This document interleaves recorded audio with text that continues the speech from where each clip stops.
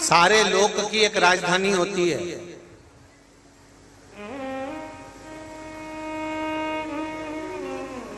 भगवान विष्णु ने भी अपनी एक राजधानी बनाकर रखी है, भगवान ब्रह्मा ने भी अपनी एक राजधानी बनाकर रखी है, इंद्र ने भी अपनी एक राजधानी बनाकर रखी है। ब्रह्मलोक में जाएंगे तो ब्रह्मलोक में एक राजधानी मिलेगी, वैकुंठ में जाएंगे तो वैकुंठ लोक में एक राजधानी मिलेगी, इंद्रलोक जाएंगे तो इंद्रलोक में एक राजधानी मिलेगी। मृत्यु लोक में देवाधिदेव महादेव की राजधानी कौन सी है? तो बाबा देवाधिदेव महादेव ने कहा मेरी एक ही राजधानी है काशी, जहां पर मैं न्याय करने बैठेगा। जहां मेरा देवाधिदेव महादेव, जहां मेरा ओघड़दानी, जहां मेरा बाबा केवल न्याय करने बैठता है। और न्याय की मूर्ति मेरे देवाधिदेव महादेव कहते हैं कि मृत्यु के समय पर जब श्वास आखिरी चल रही हो, अंतिम चल रही हो, मृत्यु के समय पर जब श्वास अंतिम बिंदु पर होती है, तब मेरे देवाधिदेव महादेव कहते हैं कि सारी दुनिया के लोग महामृत्युंजय को याद करते हैं। उसका एक कारण है क्योंकि मैं उस समय पर खड़ा होकर उसकी श्वासों की गिनती में न्याय प्रदान करता हूं और उसको मोक्ष दे देता हूं, फिर उसको संसार सागर में भटकने नहीं देता। मैं संसार सागर में फिर वो भटकने नहीं देता।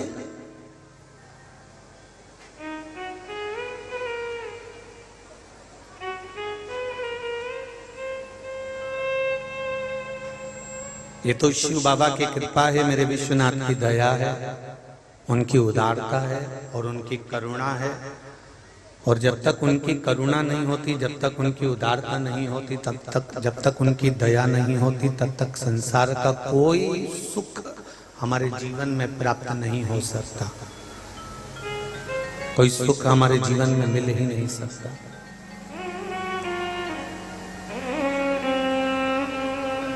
कितनी दूर दूर से आए हो आप? पहले तो काशी वाले हाथ उठाओ कि काशी के लोग कितने बैठे? अरे बहुत सारे बैठे हो, धर लो, वापिस धर लो, धर लो, धर लो। हर जगह पर कथा वाचने जाते हैं, जितनी जगह कथा वाचने जाते हैं वहां पर बाहर के लोग ज्यादा होते हैं और वहां के लोग कम होते हैं, पर पहली बार रिकॉर्ड तोड़ा है कि काशी के लोग ज्यादा हैं। ये शिव कृपा है। धन्य पावन धरा के आप सभी को, मेरे बाबा के नगरी में, मेरे बाबा के धाम में आप निवास करते हैं। मेरी ओर से, इस व्यासपीठ की ओर से आपको साष्टांग दंडवत करता हूं कि आप इस पावन धरा पर निवास करते हैं। इस पावन धरा पर आपका निवास है। यह पुण्यमय धरा, यह आनंदमय धरा जो भगवान शंकर के त्रिशूल की नोक पर रखी हुई काशी है और जिसकी आकृति धनुष की तरह है।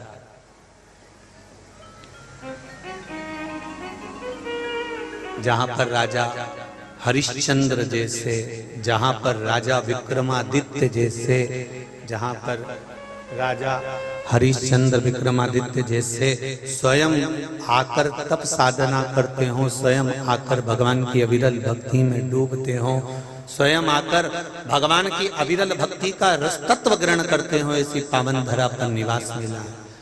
और बहुत बहुत साधुवाद आप सभी को, जितने लोग बाहर से आए हैं, जो काशी का निवास कर रहे हैं। शिव महापुराण की कथा कहती है, स्कंद पुराण कहती है, स्कंद पुराण का काशी खंड कहता है कि काशी की धरा पर बन सके तो 9 रात्रि, बन सके 7 रात्रि, बन सके तो 5 रात्रि, और बन सके अगर इतना भी नहीं हो सके तो कम से कम 1 रात्रि विश्राम कर कर शिव की आराधना करना चाहिए। ये काशी की धरा, पुण्यमय धरा, आनंदमय धरा, जहां मौका मिल जाए वहां बैठकर, जहां मिल जाए वहां बैठकर भगवान की अविरल भक्ति को धारण करिए।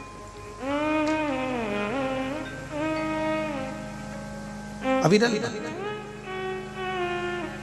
शिव कथा कहती है,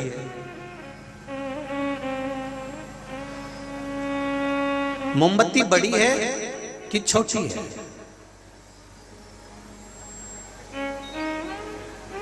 मोमबत्ती बड़ी है, छोटी है, उससे कोई फर्क नहीं पड़ता कि मोमबत्ती की हाइट क्या है, आकृति क्या है, वो कितनी बड़ी है कितनी छोटी है, कितनी बड़ी और कितनी छोटी है, उससे कोई मतलब नहीं। मोमबत्ती के बड़े और छोटे होने से कोई फर्क नहीं पड़ता। मोमबत्ती प्रकाश कितना दे रही है, फर्क उससे पड़ता है कि हमारे जीवन में प्रकाश कितना मिल रहा है।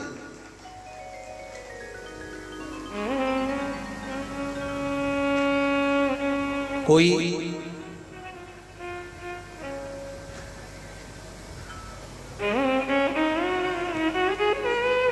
बहुत ऊंची ऊंची कुर्सी पर आप बैठ गए, बहुत ऊंचे ऊंचे पद पर आप बैठ गए, बहुत ऊंचे ऊंचे मान सम्मान की कुर्सियों पर आप बैठ गए, उससे ये नहीं पता पड़ता कि आप कितने ऊंचे हो। मोमबत्ती कितनी बड़ी है और कितनी छोटी, उससे ये फर्क नहीं पड़ रहा। देखा ये जाता है कि आपकी योग्यता कैसी है। उस योग्यता के माध्यम से, आपके व्यवहार के माध्यम से, आपके स्नेह के माध्यम से आप कितनों को क्या प्रदान कर रहे हैं, कितनों को क्या दे रहे हैं। कोई वैभव देता है, कोई धन देता है, कोई दौलत देता है, कोई सत्ता देता है, कोई संतान देता है, कोई कुछ देता, कोई कुछ देता है। पर मेरे महादेव के से पूछा गया कि आप संसार के लोगों को क्या प्रदान करते हो, तो भगवान देवादिदेव महादेव ने कहा केवल मेरे पास में एक ही चीज है जो मैंने पार्वती जी को दी है, वो संसार के लोगों को देना चाहता हूँ। भगवान शिव से पूछा कि आपने पार्वती जी को क्या दिया, तो शंकर भगवान ने कहा अमर गुफा में बैठकर मैंने पार्वती जी को अमर कथा सुनाई है। जो भगवान की कथा का रसतत्व ग्रहण कर लेता है, शिव कहते हैं फिर उसके जन्म संसार सागर में बार बार नहीं होता, फिर उसकी मुक्ति निश्चित हो जाती है। हमारे बीच में सतुआ बाबा जी पधार रहे हैं, एक बार जोरदार ताली बजाकर स्वागत करें। और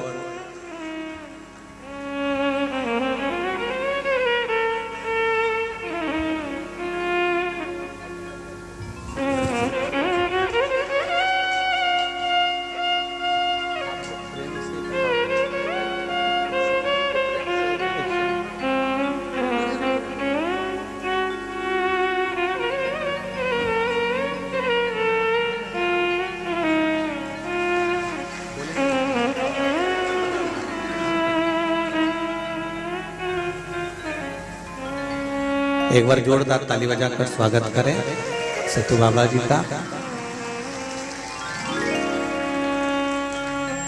इस कथा को एक बेटी करा रही थी, निधि बेटी। कहाँ बैठी है निधि बाबू, कहाँ है? अच्छा वो जरा एक बार जनता जनार्दन के साइड में मुख करके हाथ जोड़ लीजिए।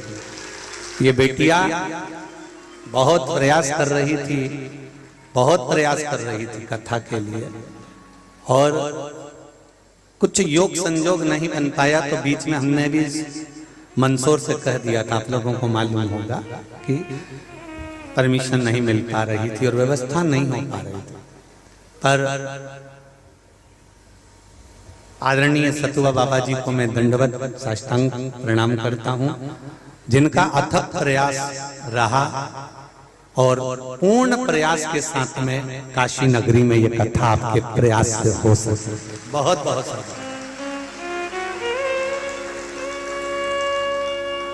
और बहुत आनंद से ये कथा आज प्रारंभ हुई है, नहीं तो प्रणाम करता हूँ। जिनका अथक प्रयास रहा और पूर्ण प्रयास के साथ में काशी नगरी में ये कथा आपके प्रयास से हो सके। बहुत बहुत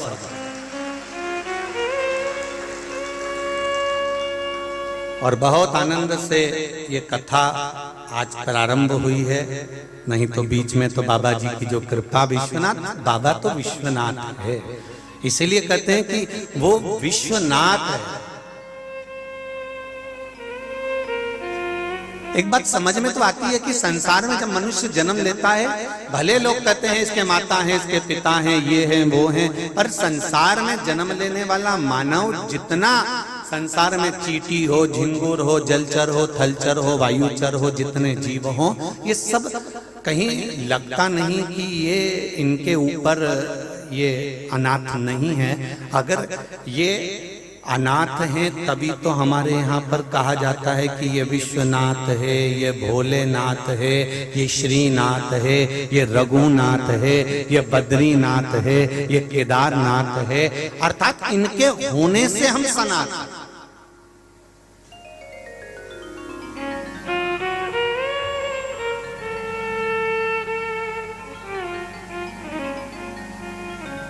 इनके होने से हमारी सनातन। और यही बाबा की कृपा, विश्वनाथ की कृपा शिव पुराण कह रही है, भगवान शंकर की पावन कथा कह रही है कि आप बैकुंठ देखे ना देखे, आपने ब्रह्मलोक देखा कि नहीं देखा, आपने इंद्रलोक देखा कि नहीं देखा, पता नहीं, पर ये व्यासपीठ कहती है कि हमने मृत्यु लोक का स्मरण करा है और मृत्यु लोक देखा है जिसमें मेरा देवाधिदेव महादेव नित्य प्रति निवास करता है। और सबका कार्य अलग है, कोई धन दे रहा है, कोई वैभव दे रहा है, कोई सत्ता दे रहा है, कोई दौलत दे रहा है, कोई संतान दे रहा है, कोई कुछ दे रहा है, पर मेरा महादेव, मेरा देवाधिदेव महादेव अगर कुछ देता है, मेरा देवाधिदेव महादेव अगर कुछ दे रहा है, तो कहा मैं काशी में बैठूं, चाहे मैं केदार में बैठूं, चाहे मैं अमरनाथ में बैठूं, मेरा देवाधिदेव महादेव कहते हैं मैं पार्वती जी को जो दिया हूं वही संसार के लोगों को प्रदान करता हूं।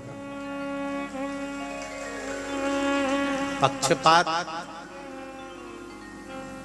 मेरे देवाधिदेव महादेव के पास में नहीं, पक्षपात मेरे भोलेनाथ जी के पास में नहीं है।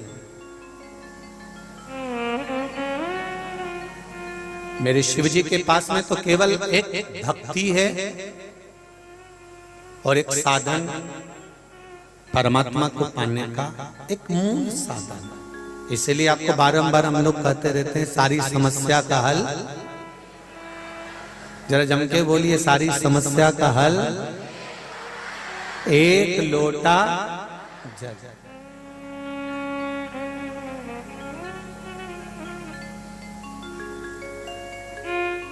भगवान देवाधिदेव महादेव ने कहा मैं केवल पार्वती जी को जो अमर तत्व दिया हूं वो संसार के लोगों को केवल अमर तत्वता प्रदान करता है। और अमरता किसको कहते हैं? मतलब आप मरे नहीं तो अमर हो गए क्या?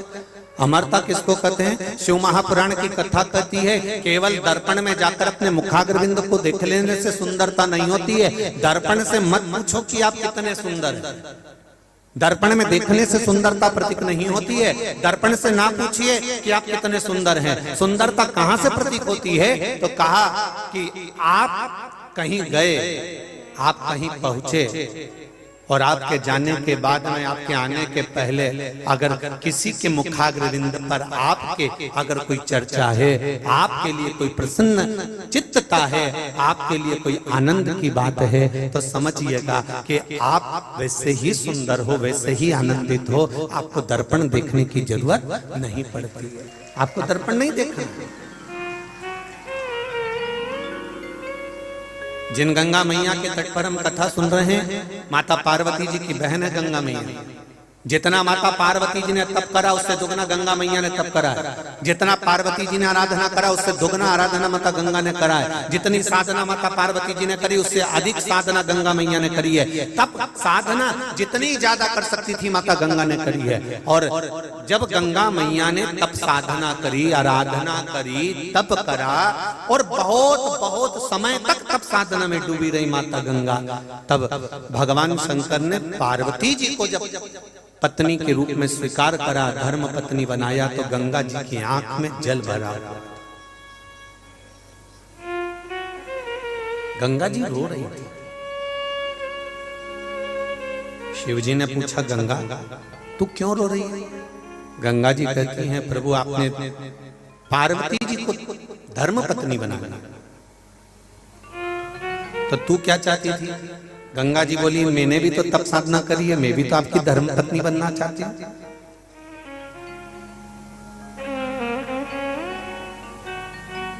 मैं भी तो आपकी धर्म पत्नी बनना चाहती हूं। और आपने गंगा जी कह रही है कि आपने पार्वती जी को धर्मपत्नी बना लिया। भगवान कहते हैं अरे गंगा मैं तुझको धर्मपत्नी नहीं बना सकता। गंगा जी कहती है मेरी आराधना में, मेरे पाठ में, मेरी पूजन में कोई कमी रह गई? आप आए नहीं और सुबह हो गई, मेरी पूजा की थाली धरी की। कोई आराधना में कमी हुई है? कोई पूजन में कमी हुई है? कोई तप साधना में कमी हुई है?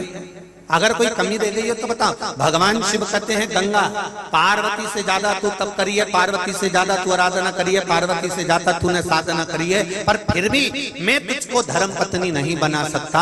तो कारण क्या है? भगवान शंकर कहते हैं तेरी तप साधना के बल पर, इतनी आराधना के बल पर अगर मैं तेरे को धर्म पत्नी बनाऊंगा गंगा, तो धर्म पत्नी पति के बराबर में आकर बैठती है।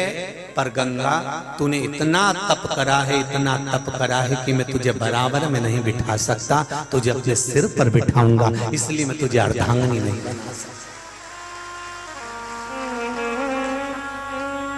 मैं तुझे अर्धांगिनी नहीं बना सकता, मैं तुझे धर्मपत्नी नहीं बना सकता।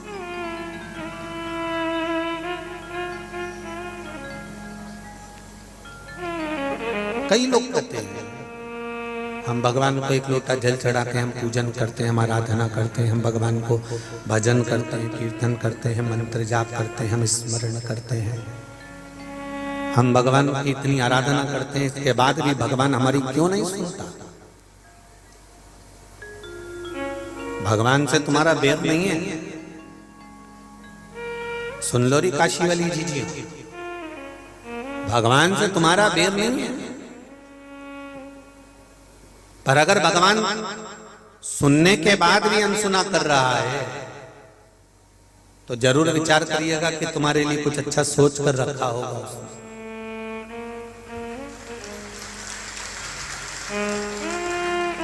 एक पत्र आया है, इस पत्र में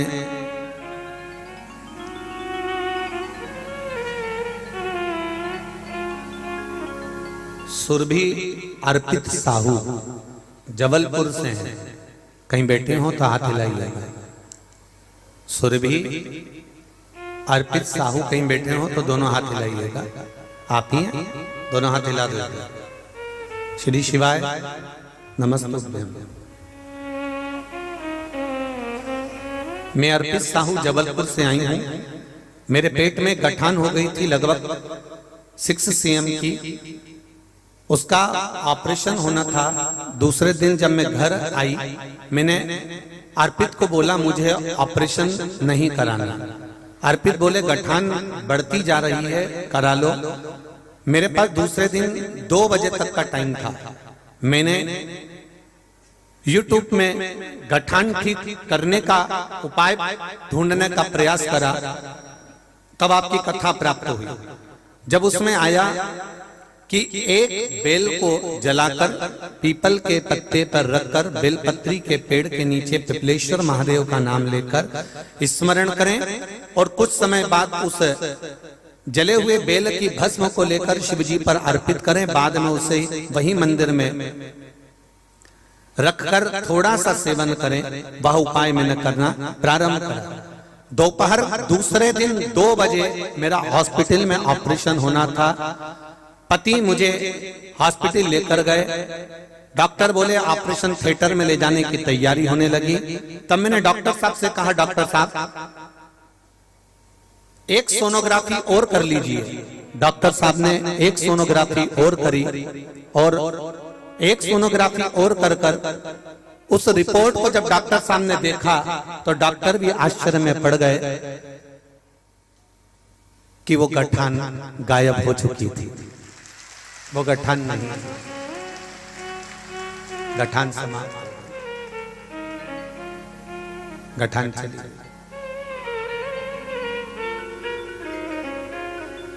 अब ठीक है सुरभि, ठीक है बाबू। श्री शिवाय विश्वनाथ जी को धोख लगा कर जाना, बाबा से कहकर जाना बाबा आपने ऑपरेशन नहीं होने दिया।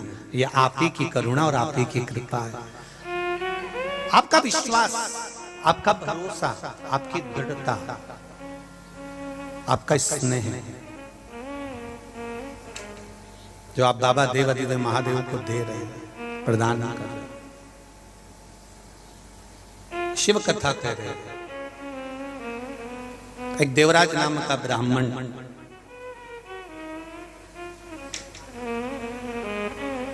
ब्राह्मण कुल में जन्म लेने के बाद भी कर्म अच्छा नहीं कर पाया, श्रेष्ठ कर्म से वंचित रहा, कोई श्रेष्ठ कर्म नहीं कर पाया। कभी कभी मनुष्य का जीवन मिल जरूर जाता है, परंतु उस मानव के जीवन को प्राप्त करने के बाद भी उस मानव के मूल तत्व को नहीं समझ पाता। मिल गया मनुष्य की देह, मिल गया मानव का शरीर, उसके बाद भी हम नहीं समझ पाए। कितनी कृपा करी होगी बाबा ने, कितनी दया करी होगी, कितनी करुणा करी होगी कि सारी दुनिया के लोग काशी विश्वनाथ की धरा पर 1 रात्रि 2 रात्रि 5 रात्रि रुकने के लिए आते हैं, पर आप पर बाबा देवाधिदेव महादेव की कितनी कृपा हुई होगी कि आपको काशी का निवास दिया। आप काशी का निवास कर रहे हो, आप गंगा जी के घाट पर रह रहे हो, आप मां गंगा के घाट पर निवास कर रहे हो, काशी का निवास कर रहे हो। जरा विचार करिएगा कि बाबा की कितनी कितनी करुणा, कितनी उदारता।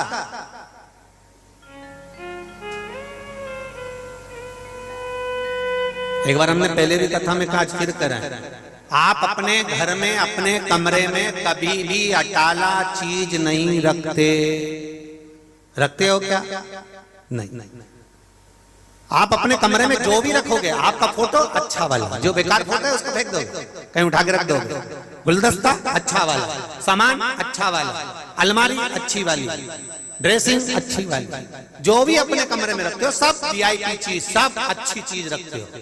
तो जरा विचार करिए, मेरे काशी विश्वनाथ ने भी अपनी काशी में अटाला को नहीं रखकर रखा होगा, सब वीआईपी को ही रखकर रखा, जो उसके हैं अपने। यहां रहने वाला एक रिक्शा चलाने वाला भी है, एक झाड़ू लगाने वाला भी है, एक हाथ गाड़ी चलाने वाला भी है, एक स्वीपर भी है। यहां रहने वाला चाहे एक ब्राह्मण हो, क्षत्रिय हो, वैश्य हो, शूद्र हो, जो भी है, यहां रहने वाला एक जरा सा रिक्शा चलाने वाला भी है, एक जरा सा पादुका जोड़ने वाला भी है। तो जरा विचार करिएगा कि विश्वनाथ की नगरी में रह रहे हो तो आप साधारण नहीं हो सकते। मेरे शंकर के पुराने कुछ जुड़े हुए पहले के कोई संबंध होंगे जो बाबा ने आपको इस नगरी में रखा, इस नगरी में रखा।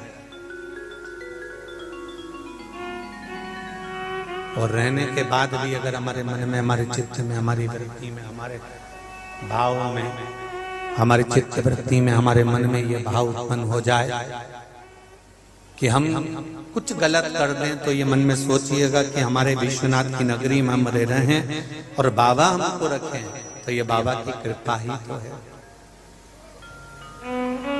बाबा की करुणा ही तो है।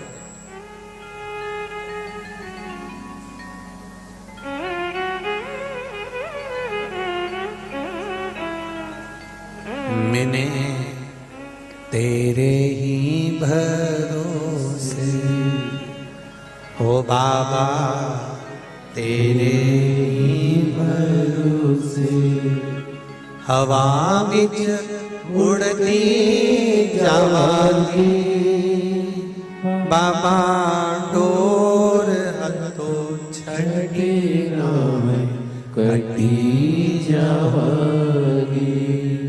भोले मैं तेरी पत्नी, शंभो मैं तेरी पत्नी, हवा बिच उड़ती जावांगी, बाबा डोर हथो छठी कटी जावांगी। शिव कथा कर रहे हैं। देवराज नाम का ब्राह्मण, ब्राह्मण कुल में जन्म लेने के बाद, ब्राह्मण तत्व धारण करने के बाद, एक ब्राह्मण के परिवार में जन्म लेने के बाद भी श्रेष्ठ कर्म नहीं करता।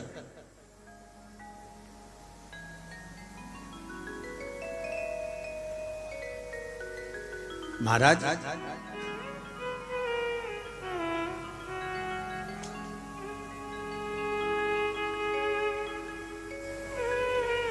दुनिया बदलोगे ये सोच कर बैठे हो कि मैं दुनिया बदल दूंगा, दुनिया को बदलने में लग जाओगे तो स्वयं एक दिन हार जाओगे। याद रखना एक बात को, ये विश्वनाथ की नगरी से कथा सुन रहे हो जितने लोग आस्था चैनल पर, फेसबुक, यूट्यूब पर, और जितने इस मां गंगा के पावन तट पर विश्वनाथ की धरा पर, और कथा भी कहां हो रही है? विश्व सुंदरी पुल के नीचे।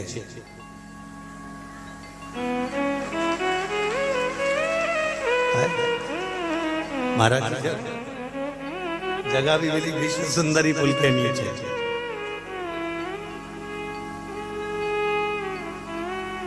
तो यहां जितनी भी बैठी हैं सब विश्व सुंदरी ही हैं। और यहाँ हम लेडीज और पुरुष से मतलब नहीं रख रहे हैं कि महिला को कहा गुरुजी ने कि पुरुष को कहा। यहाँ तो जितने पुरुष हो, महिला हो, जितने हो, अब बाबा की राजधानी में बैठे हो, बाबा की राजधानी में तो शंकर भगवान के पास तो जो भी आता है वो शिव का गण ही रहता है। तो उसमें अब ये थोड़ी ना है कि ये गणी है कि गण है। यहाँ तो सब एक बराबर है। यहाँ तो आत्मा देखी जाती है, चित्त वृत्ति मन देखा जाता है। तो हृदय की सुंदरता होना चाहिए। दुनिया बदलोगे तो स्वयं हार जाओगे। शिव महापुराण कहती है कि दुनिया को बदलने चलोगे तो स्वयं हार जाओगे। इसलिए शिव पुराण कहती है स्वयं को बदल लो तो दुनिया जीत जाओगे। स्वयं को बदल लो। हम अपने आप को नहीं बदल पा रहे। हम अपने स्वभाव को, अपनी चित्त को, अपनी वृत्ति को, देवराज ब्राह्मण कुल में जन्म लिया, ब्राह्मण कुल में रह रहा है, ब्राह्मण परिवार में जन्म लेने के बाद भी सब कुछ कर सकता था, पर अपने आप को नहीं बदल पाया, अपनी चित्त वृत्ति को नहीं बदल पाया, अपने आप को बदल नहीं पाया।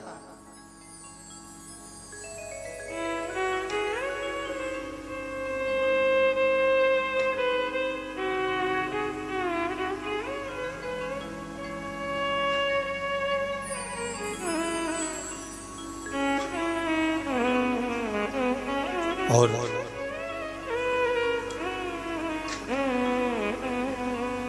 देवराज की आंखों में कभी जल नहीं आया, कभी नहीं रोया वो। क्योंकि हमारे यहाँ संत कहते हैं पाप करनता हसे यमनवा जाप करनता रोए। काम क्रोध में निस दिन जागे और कथा कीर्तन सोए। ये हमारे संत, हमारे साधुजन, हमारे गुरुजन, हमारे महंत महात्मा संत कहते हैं कि जब पाप करने के लिए जाता है व्यक्ति तब बहुत मुस्कुराहट उसके जीवन में रहती है, और जब भजन करने के लिए जाता है, पुण्य करने के लिए जाता है, तब 50 बार विचार करता है। आप एक टिकट लो और फिल्म देखने चले जाओ, तुरंत आप टिकट भी ले लोगे, फिल्म देखने चले भी जाओगे, कोई नहीं रोकेगा। पाप कर्म करने के लिए आप जितने जितने आतुर होगे, जितने जितने आगे बढ़ोगे, कोई नहीं रोकेगा। और जरा सी सत्यनारायण भगवान की कथा करवाने का विचार करिए तो पहले बहू से पूछना पड़ेगा, बेटा कथा करवा लूं क्या? फिर बहू कहेगी मम्मी आप इनसे पूछ लीजिए, फिर उनसे पूछो छोरा कथा करवा लूं क्या? छोरा बोले मम्मी एक काम करना, संडे के दिन करवा लेना, रविवार को करवा लेना। रविवार को कथा करवाने बैठे, मम्मी प्लीज मेरे को थोड़ा सा काम है, इसलिए मैं कह रहा हूँ कि कथा अगले संडे को हो जाए, तो अगले रविवार को हो जाए। माने कहा कोई बात नहीं बेटा, अगले रविवार करा लूंगे। अगले रविवार को कथा कराने का सोचा, फिर अगले रविवार पहुंच गए, फिर अगले रविवार पहुंच गए, मालूम पड़े कथा पुण्य का कार्य बढ़ता चले गया और पाप कर्म थोड़ा सा होना था। पत्नी ने कहा सुनो जरा अच्छी वाली फिल्म लगी है, देखिए आए क्या? चल अभी बैठ गाड़ी पे। और जो मोटरसाइकिल पे बिठा ना बुड़ करता पहुंचा और टिकट लिया और धड़ से टाकीज के अंदर बैठकर और कथा देखी, वो फिल्म देखी। और मालूम पड़े अब देखो कथा होती तो पुण्य बढ़ता और फिल्म देखी तो पाप बढ़ गया। कहीं उसके वस्त्र आभूषण देख लिए, कहीं काम, कहीं आसक्ति, कहीं लोभ, कहीं तृष्णा, कहीं वासना, ये सब बढ़ता बढ़ता चले गया, सब बढ़ता चले गया।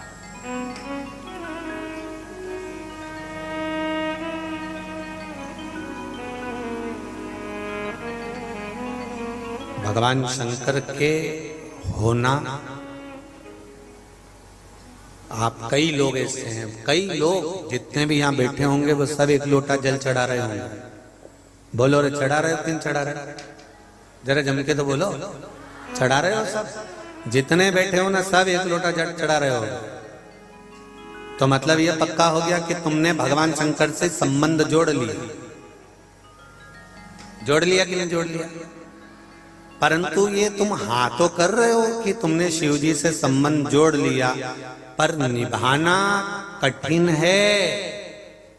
संबंध जोड़ना सरल है, साहब ये हमारी बहन है, ये हमारा भाई है, ये हमारा काका जी का छोरा है, ये हमारी काकी जी की छोरी है, तो ये संबंध तो कोई भी जोड़ ले, पर जीवन पर्यंत संबंध निभाए तो जाने ना। लोन लेना सरल है।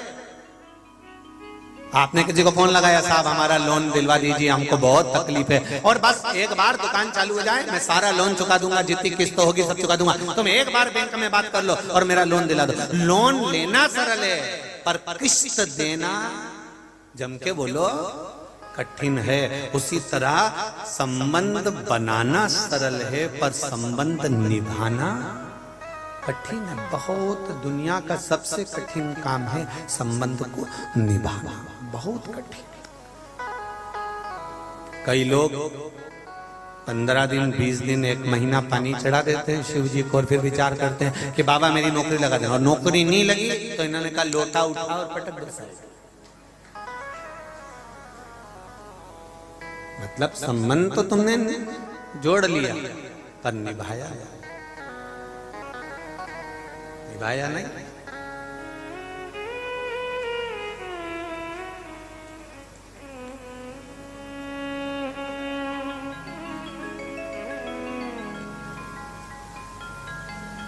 देवराज ने ब्राह्मण कुल में जन्म लेने के बाद कोई अच्छा काम नहीं किया। एक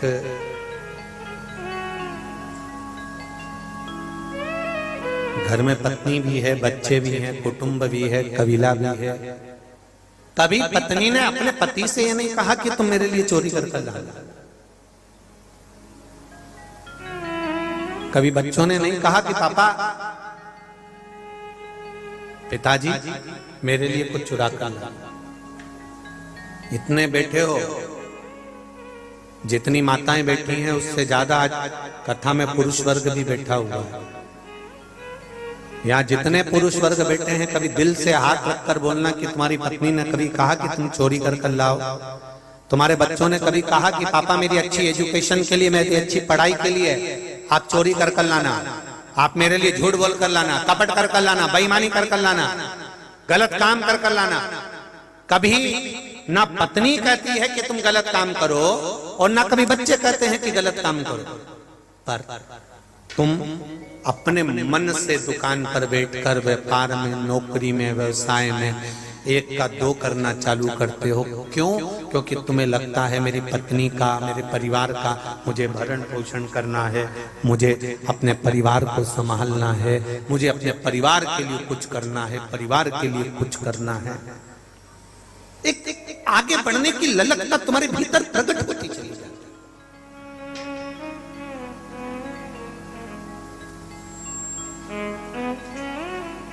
एक आगे बढ़ने की ललकता तुम्हारे भीतर प्रकट हो रही है, बार बार प्रकट हो रही है। मुझे उससे ज्यादा करना है, मुझे उससे ज्यादा करना है, मुझे उससे ज्यादा करना है। तुम्हारे भीतर एक ललकता बढ़ती चली गई, और बढ़ी और बढ़ी। अभी 2 मिले थे काम, और 4 मिलना चाहिए, 4 मिले 6 मिलना चाहिए। पर एक बात विचार करिए कि आपने अपनी जिंदगी में इस मानव शरीर से 21,600 जो श्वास मिल रही है, 3.5 करोड़ ये रोम छिद्र मनुष्य के शरीर में जो भगवान ने दिए हैं, तुमने प्रतिदिन ये मानव का जो शरीर मिला है, इस शरीर के माध्यम से 21,600 श्वास रोज प्रतिदिन तुम्हें मिल रही है। तुमने इन श्वासों को लौटाकर, खूब कमाकर तुमने अपनी तिजोरी तो भर ली, पर कभी विचार करा कि तिजोरी तो भरा गई, पर ये शरीर के अंदर जो आत्मा बैठी थी, चित्त वृत्ति बैठी थी, श्वास बैठी थी, ये सब धीरे धीरे धीरे धीरे कलकर पूरी की पूरी खाली हो गई। कब बचपन निकल गया, कब जवानी निकल गई, कब अधेड़ी निकल गई। और कब बुढ़ापा आ गया, सारा की सारा पूरा की पूरा तिजोरी का जो ये माल था पूरा समाप्त हो गया। अंतिम बिंदु में जब प्राण छूटने का समय आया तब भगवान को याद करा तो भगवान ने भी पूछा कि तेरा बचपन, तेरी जवानी, तेरी अधेड़ी सब गंवा दिया, बुढ़ापे में तिजोरी संभालने आया तो ये तिजोरी में कुछ बचा तो है ही नहीं, अब तो ये गया, क्या मिला हमको? जितने लोग काशी की धरा पर आए, जितने लोग काशी की पुण्य भूमि पर पधारे हो, जितने लोग भी काशी की इस पावन धरा पर आकर कथा का रसपान कर रहे हो, आप 1 घंटे के लिए, 2 घंटे के लिए, 3 घंटे के लिए, जितनी देर के लिए आप काशी की पावन धरा पर आए हो, मेरा निवेदन केवल इतना है कि गंगा के घाट पर, काशी की पुण्य में धरा पर जितनी देर बैठो उतनी देर, और जितने लोग आस्था चैनल पर, जितने लोग फेसबुक यूट्यूब पर कथा सुन रहे हैं काशी की पावन धरा से, ये पावन कथा का रसतत्व ग्रहण कर रहे हैं, उनसे निवेदन है जितनी देर रहना उतनी देर भगवान की भक्ति में डूबे रहना। भगवान से ये प्रार्थना करना, भगवान कि कार्तिक के महीने में मैं कथा सुन रही हूँ, इस शरीर से कोई गलत काम ना हो जाए, बस इतना ध्यान रखना और मेरा भजन होता रहे, बस इतनी कृपा करना, बहुत इतना।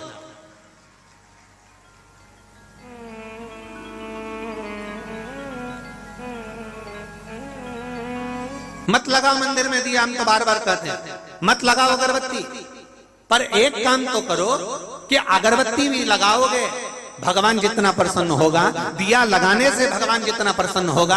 अगर आपके पास दिया नहीं, अगरबत्ती नहीं, धूप बत्ती नहीं, मत लगाओ, पर एक काम तो करो कि किसी का मन मत दुखाओ। अगर मन नहीं दुखाओगे तो अगरबत्ती और धूप बत्ती की भी जरूरत नहीं पड़ेगी, भगवान प्रसन्न हो जाएगा, भगवान प्रसन्न।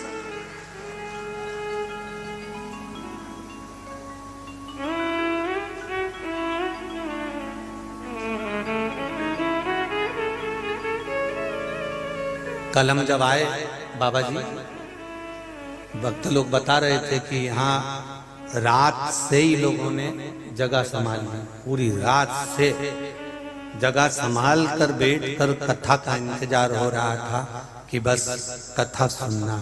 कितना विश्वास होगा आपका, कितना भरोसा, कितनी दृढ़ता। और इतना विश्वास लेकर अगर आप लोग आए हैं तो मेरा भी विश्वास करता है कि मेरा विश्वनाथ अपनी राजधानी से आपको खाली नहीं भेजेगा, कुछ ना कुछ देकर जरूर भेजेगा, निश्चित है, साधारण नहीं है। वो भजन इतने दिन से गा रहे थे अपन, वो भजन आज सिद्ध हो गया।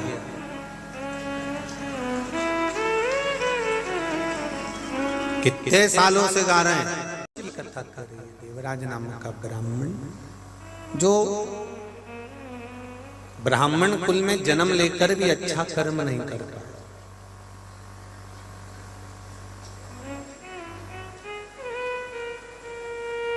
काशी में जन्म लेने के बाद, भगवान शिव के मंदिर में पहुंचने के बाद, भगवान शंकर की धरा पर आने के बाद भी अगर आप अच्छा कर्म ना कर पाए तो आपका जीवन फिर व्यर्थ है।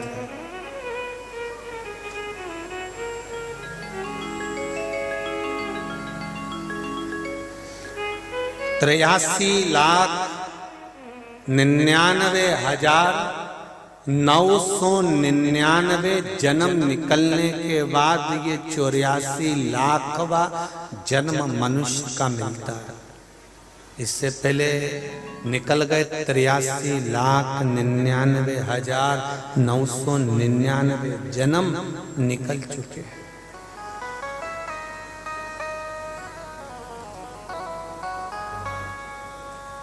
वो जन्म निकलने के बाद में फिर ये मनुष्य की देह 84 लाखवें नंबर पर प्राप्त हुई,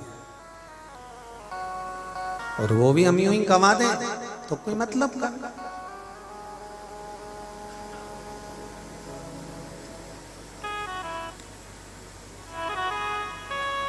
किसकी थी ये काशी?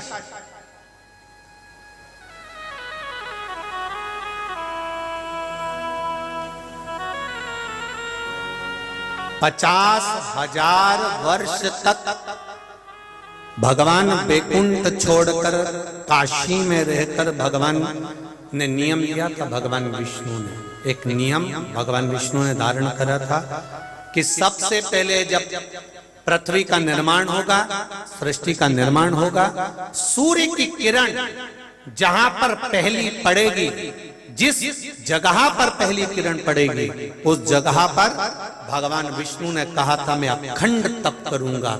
और जैसे ही पृथ्वी का निर्माण हुआ, सृष्टि का निर्माण हुआ, सृष्टि का निर्माण होते से सृष्टि का जैसे निर्माण हुआ, सृष्टि का निर्माण होते से, पृथ्वी का निर्माण होते से सूर्य की पहली किरण सबसे पहले काशी में पड़ी।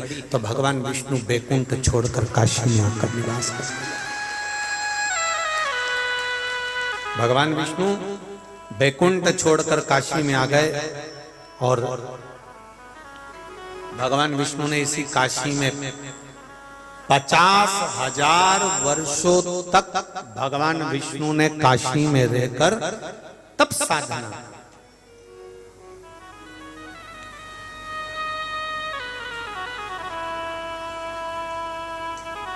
महाराज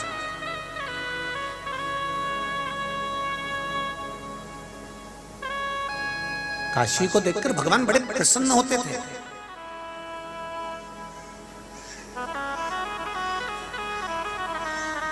एक बार भगवान को इतना आनंद आया, इतना आनंद आया कि श्री हरि की आंख से अश्रु गिर गया। उससे एक सरोवर बन गया जिसको बिंदु सरोवर कहते हैं। और भगवान बिंदु माधव बनकर यहाँ पर निवास करने लगे काशी की धरा पर। बिंदु सरोवर पर भगवान बिंदु माधव बनकर निवास करने लगे। 50,000 वर्ष तक जब भगवान यहाँ तप साधना में डूब गए, तब माता लक्ष्मी भगवान को ढूंढते ढूंढते काशी पहुंच गई।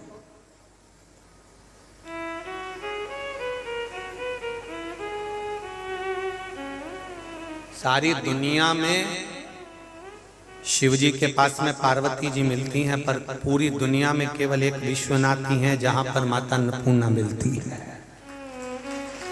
जहां अन्नपूर्णा महारानी मिलती है वो पूरी दुनिया में एक ही है। विश्वनाथ की पावन धरा ये काशी, ये विश्वनाथ की पावन धरा ये काशी, जहां अन्नपूर्णा भगवान शंकर के साथ विराजी।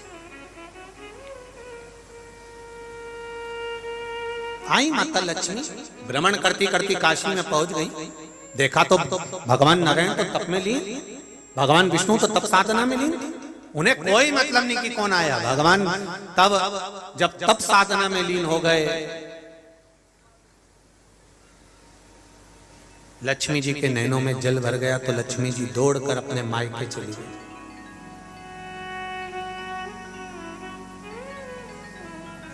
दौड़कर जब मायके में पहुंची है माता लक्ष्मी, और माता लक्ष्मी ने जब मायके में पहुंचकर अपनी माँ के गले लगी ख्याति देवी के, तो ख्याति देवी ने पूछा, बेटी क्या हो गया, तू रो क्यों रही है? तेरी आंखों में अश्रु क्यों है? किस लिए रो रही है तू? आंख में आंसू क्यों भरा हुआ? अगर बेटी की आंख में अश्रु होता है ना, तो पिता और माता तो पूछेंगे ना कि आखिर कारण क्या है बेटा। जब हमने लड़का अच्छा ढूंढा, सर्विस वाला ढूंढा, परिवार अच्छा ढूंढा, खूब दहेजा भी दिया, खूब जोरदार तू नौकरी करने वाली, तो तेरी आंख में आंसू क्यों?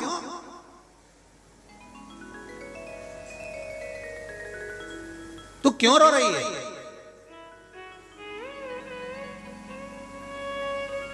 लक्ष्मी जी के भाई आ गए और दाता विधाता ने आकर पूछा, क्यों लक्ष्मी क्या हो गया, क्यों रो रही है, क्या हुआ, क्या तेरे को, रोने का कारण क्या है? ख्याति के गले लग गई, माता के गले लग गई। माता लक्ष्मी रो रही, खूब रो रही। माँ ने खूब पूछा, बेटा हुआ क्या, क्या कारण है तू रो रही है? तब लक्ष्मी जी ने कहा, माँ मेरे स्वामी बैकुंठ को छोड़कर 50,000 वर्ष का तप करने के लिए काशी में जाकर निवास करा है, और वो वहां तप की मुद्रा में, साधना की मुद्रा में बैठे हुए हैं। मैं गई, वहां पहुंची, पर मैंने देखा कि वहां नारायण मुझे देख भी नहीं रहे। वहां देख भी नहीं रहे।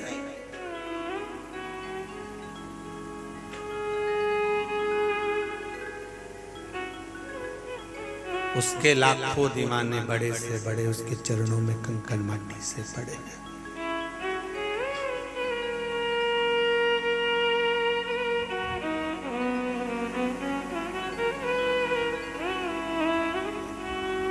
सारी दुनिया में जाइएगा, हो सकता है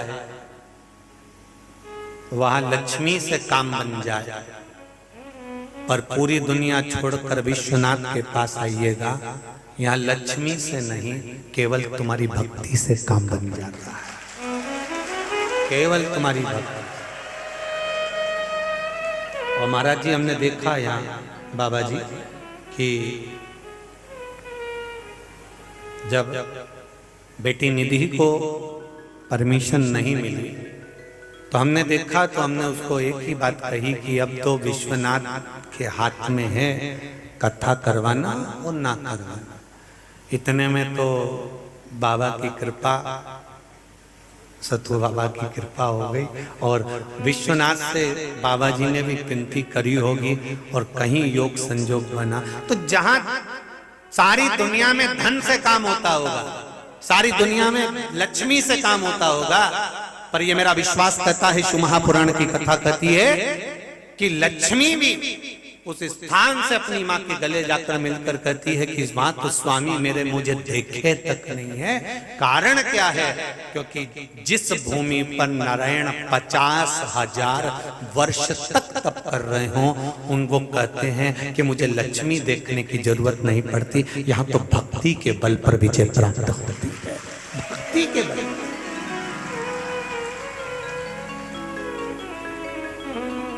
केवल भक्ति विशेष।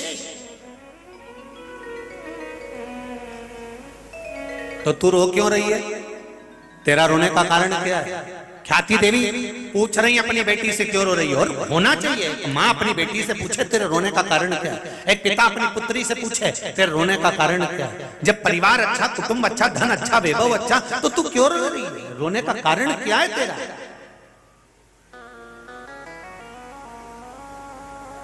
मां, स्वामी ने मुझे देखा नहीं, तो तू भी तप साधना में लग जा, तू भी तप साधना कर, तू भी आराधना कर, तू भी भक्ति धारण कर। कौन मां होगी जो अपनी बेटी से कहेगी कि ये काम कर? जब भी विवाद होता है तो एक ही चीज के पीछे होता है कि ये मुझे कहीं घुमाने नहीं ले जाते हैं। सबसे बड़ी लड़ाई इसी बात की चालू हो जाती है कि मम्मी ये मुझे कहीं नहीं लेके जाते, अकेले चले जाते हैं, मुझे कहीं घुमाने नहीं ले जाते। तो तुमने अपनी बेटी को ये समझाया कि बेटा एक काम करा कर, तू घूमने जाने की जगह बोला कर मुझे विश्वनाथ ले चलो, मुझे केदारनाथ ले चलो, मुझे महाकाल ले चलो, मुझे नागेश्वर, मुझे सोमनाथ ले चलो। कभी कभी अब नहीं ले जा रहा कहीं घुमाने की, मेरे को ऊटी नहीं ले जा रहे हैं, गोवा नहीं ले जा रहे, तो तू कह दिया कर मुझे विश्वनाथ ले चलो, चलो वहां चलो। तो उससे क्या होगा? तो माँ ख्याति देवी ने अपनी बेटी को कितना सुंदर ज्ञान दिया है। जरा मैं हर माता से निवेदन करूंगा कि बेटी जब रोकर आपके गले लगे और कहे कि मेरा पति मुझे ध्यान नहीं देता, तो आपको कहना है कि वो अगर ध्यान नहीं दे रहा तो तू एक काम कर कि वो भी भक्ति में डूबा है तो तू भी भजन में डूब जा, थोड़ा स्मरण में डूब। तो लक्ष्मी जी ने पूछा मैं कहां जाकर तप करूं, मैं कहां जाकर तप करूं, मेरे तप करने का स्थान बता।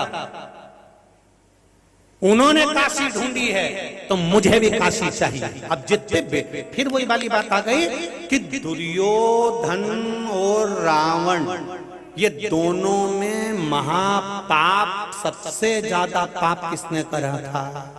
बोलो री जी जरा बोलो। दुर्योधन ने ज्यादा पाप करा था कि रावण ने ज्यादा पाप करा था? बोलो जम के बोलो जरा। दुर्योधन ने ज्यादा पाप करा था, रावण ने तो करा ही क्या था? सीता जी को हर के लाया ने अशोक वाटिका में रख दिया।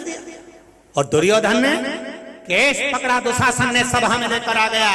दुशासन और दुर्योधन चीर खींच रहे हैं द्रौपदी का, एक नारी को भरी सभा में नग्न करा जा रहा था। तो रावण ने तो सीता जी को केवल अशोक वाटिका में ले जाकर रखा था।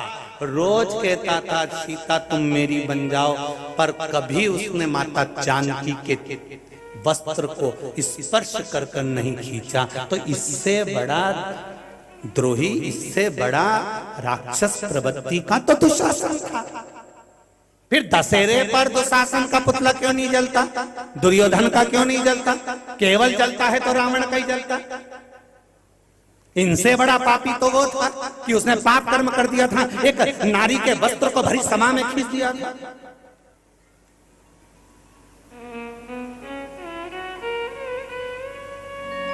कारण क्या था? बस एक कारण था जिसके कारण रावण के पुतले को आज तक जलाया जाता है कि दुशासन, दुर्योधन अपनी माता और पिता के पास में बैठकर, धृतराष्ट्र गांधारी के पास में बैठकर, अपने परिवार वालों के पास में बैठकर अपनी जिद को छोड़ देते हैं और लंकाधिपति रावण मरते दम तक अपनी जिद नहीं छोड़ा। जो जिद नहीं छोड़ता उसका अंत बुरा हो जाता है, इसलिए रावण का अंत बुरा हो जाता है। जिद छोड़ना पड़ता। माता लक्ष्मी ने कहा जब मेरे पति काशी में तप कर रहे तो मुझको अभी काशी चाहिए, मैं बिना काशी के तप नहीं करूंगी। तो माता ख्याति देवी ने कहा चली जा काशी में, जा तू भी जा काशी में, वहीं पे तप कर ले। नहीं, मैं नहीं जाऊंगा। कई माताएं जब लड़ाई कर लेती ना अपने पति से, पत्नियां, तो वो कहती इनकी गाड़ी में तो बैठ के नहीं जाऊंगी, तो नहीं जाऊंगी, ये अलग गाड़ी में जाए, मैं दूसरी गाड़ी में जाऊंगी। तो पति बेचारा फिएट में गया और ये एम्बेसडर में गया। अब दिक्कत तो अब ये कि मेरे को भी काशी चाहिए और ये मैं काशी के बिना तप नहीं करूंगी। तो माता ख्याति देवी ने कहा कि सुनो लक्ष्मी, एक काम करो कि तुम नारायण की धर्म पत्नी हो, नारायण अगर तप करते हैं तो काशी बन जाती है, तू तप करेगी तो वो भी काशी बन जाएगी। इतने में लक्ष्मी जी भ्रमण करती करती उत्तराखंड की भूमि पर पहुंच गई। जिस उत्तराखंड की भूमि पर लक्ष्मी जी ने तप करा तो वहां भी एक काशी यहां है और एक काशी, कौन सी काशी कहते हैं उसको? जम के बोलो जरा। उत्तर काशी। वहां पहुंच गई माता लक्ष्मी। अब लक्ष्मी जी ने थोड़े समय तक तो तप करा, काशी का निर्माण कर दिया, उत्तर काशी बस गई। पर लक्ष्मी जी का चित्तवृत्ति नहीं लगा, लक्ष्मी जी भ्रमण के लिए निकल गई। भ्रमण करते करते करते करते भगवान शंकर के धाम में पहुंच गई। कहाँ? बद्री विशाल शंकर जी का धाम था, जहां पर भगवान शिव पार्वती जी के साथ रहते थे। कैलाश भगवान शंकर जहां बैठकर तप साधना करते थे, और बद्री का आश्रम जहां पर भगवान शिव माता पार्वती जी के साथ में अपने घर में निवास करते थे। लक्ष्मी जी भ्रमण करती करती करती करती उस पावन धरा पर वहां पहुंच गई। और लक्ष्मी जी वहां पहुंचकर बद्रिकाश्रम में जब लक्ष्मी जी ने देखा कि बड़ा सुंदर बद्रिकाश्रम है, पेड़ के पौधे लगे हैं, बद्रिकाश्रम बड़ा सुंदर है, देखकर लक्ष्मी जी तुरंत भगवान के पास में आई। आज नारायण भगवान की 50,000 वर्ष की साधना पूर्ण हो चुकी थी। साधना पूर्ण हुई, लक्ष्मी जी आकर विराजमान हुई। जैसे ही लक्ष्मी जी आकर विराजमान हुई, भगवान विष्णु ने देखा लक्ष्मी आज तू बड़ी प्रसन्न दिख रही है, तेरी प्रसन्नता का कारण क्या है? तू इतनी आनंदित क्यों दिख रही है?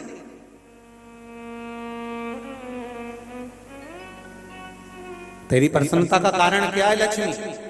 लक्ष्मी जी कहती हैं मेरी प्रसन्नता का एक कारण है कि मैं भ्रमण के लिए गई थी और उत्तर काशी में मैंने बैठकर तप साधना करी। घूमती घूमती मैं बद्रिकाश्रम में पहुंच गई। बद्रिकाश्रम में जाकर मैंने क्या देखा? बड़ी सुंदर व्यवस्था, बड़ा सुंदर धाम, इसलिए मेरा मन कर रहा है। भगवान विष्णु ने कहा लक्ष्मी क्या मन कर रहा है? कुछ भी हो जाए वो बद्रिकाश्रम मेरा होना चाहिए।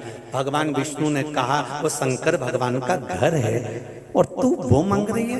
दूसरे की प्रॉपर्टी अपनी कैसे हो सकती है? मैं नहीं जानती, मेरे को तो बद्रिकाश्रम चाहिए, बस आप कुछ भी करो चाहिए। भगवान ने कहा ठीक है। और मेरे नारायण उस अलकनंदा के घाट पर छोटे से बच्चे का रूप रखकर मेरे नारायण रोने लगे। पार्वती जी के कानों में शब्द पहुंचा कि कोई बच्चा रो रहा है।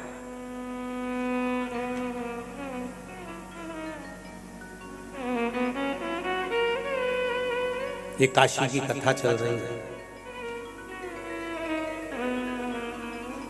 ये काशी का महत्तम चल रहा है।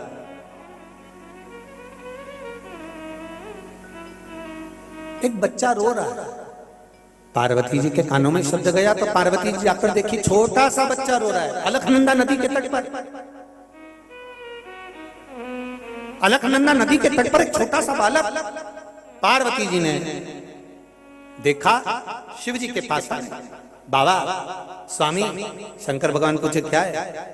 कोई माँ अपने बच्चे को भूल गई अलकनंदा के तट पर, बहुत रो रहा, बहुत रो रहा, और बड़ा सुंदर है प्रभु, बड़ा सुंदर।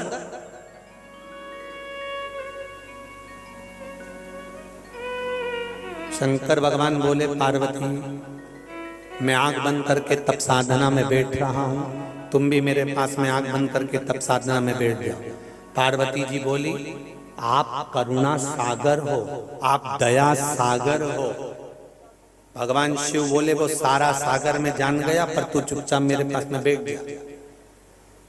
आप एक छोटे से बच्चे पर दया नहीं कर सकते? भगवान बोले, दया ही दुख का कारण हो जाएगी, पार्वती चुपचाप बैठ जा। पार्वती जी बोली, सारी दुनिया आप पर विश्वास करती है और एक बच्चा रो रहा है, आप उसको बचाना नहीं चाहते? शंकर भगवान बोले, पार्वती मैंने कहा ना चुपचाप मेरे पास में आकर बैठ जा। पार्वती जी बोली, मैं उस बच्चे को लेकर आऊंगा।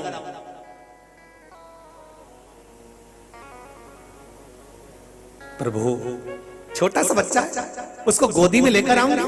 शंकर भगवान ने कहा, पार्वती तू जानती नहीं है, किसी के बच्चे को अगर गोदी ले लो तो पूरी जायदाद देना पड़ती है, तुझे मालूम नहीं? अगर किसी की औलाद गोदी आ जाए तो गोदी आने के बाद में तो प्रॉपर्टी की हकदार तो बन गई। अगर तूने उस बच्चे को गोदी में लिया तो तेरी सारी जायदाद वो ले ले। शंकर भगवान ने जैसे कहा, पार्वती जी बोली, क्या स्वामी अपने पास है ही क्या? शंकर जी बोले, फिर रोना मत। पार्वती जी बोली, इतना छोटा सा बच्चा कोई जायदाद मांग रहा है क्या? कि प्रॉपर्टी मांग रहा है कि वसीयत मांग रहा है?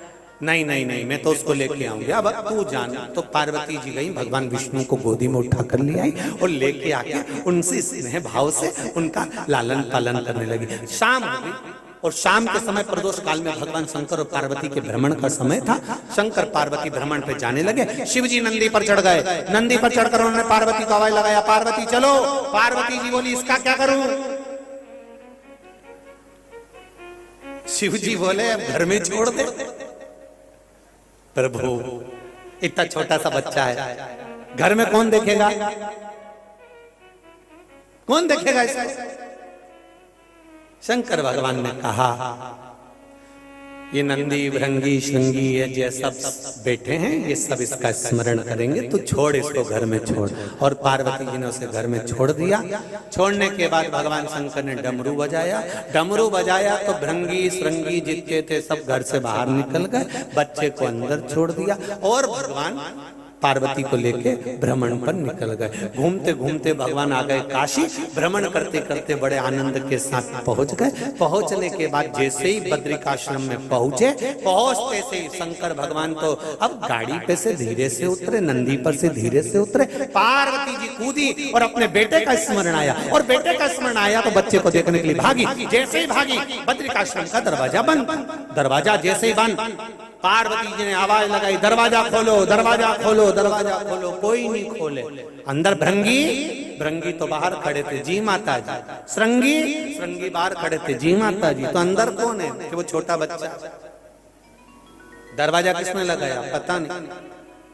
पार्वती जी खूब आंख में आंसू भरने लगी, मेरे घर में कौन प्रवेश कर गया? अगर दरवाजा नहीं खुला, मैं हाथ में जल लेकर श्राप दे दूंगी। इतनी देर में दरवाजा खुला और नारायण लक्ष्मी दरवाजे के बाहर आकर खड़े हुए और दोनों ने कहा भोलेनाथ जी से। शंकर भगवान ने पूछा, प्रभु आप? भगवान विष्णु बोले, हाँ स्वामी, हम यहाँ आ गए। ये घर लक्ष्मी जी को अच्छा लग रहा है। तो भगवान शंकर ने पूछा, क्या चाहते हो? ये बद्रिकाश्रम हमको दे दो। शंकर भगवान ने कहा, तथास्तु। इतने में लक्ष्मी पार्वती जी बोली, काय को तथास्तु?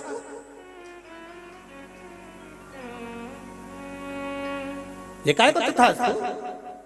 अपना घर अपन नारायण को दे देंगे। हाँ, अपन कहां रहेंगे?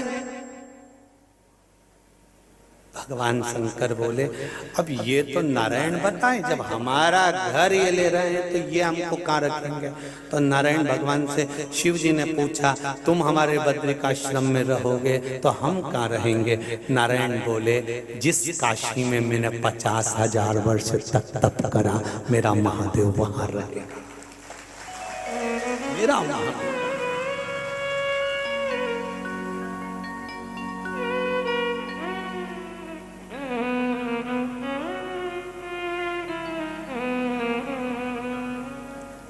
शिव जी बोले मैं गंगा के बिना नहीं रह सकता, यहां पर अलग गंगा है, मैं गंगा के बिना नहीं रह सकता। भगवान नारायण ने कहा चिंता मत करो वहां गंगा, वो कहे ना तुम रूठे रहो बोले हम तुम्हें मनाएंगे, आहों में असर होगा, घर बैठे बुलाएंगे। तुम कहते हो भोले हमें गंगा प्यारी है, तुम कहते हो भोले हमें गंगा प्यारी है, एक बार तो आ जाओ गंगा भी बुला देगी, एक बार तो आ जाओ गंगा भी बुला देगी। तुम रूठे रहो बोले हम तुम्हें मना,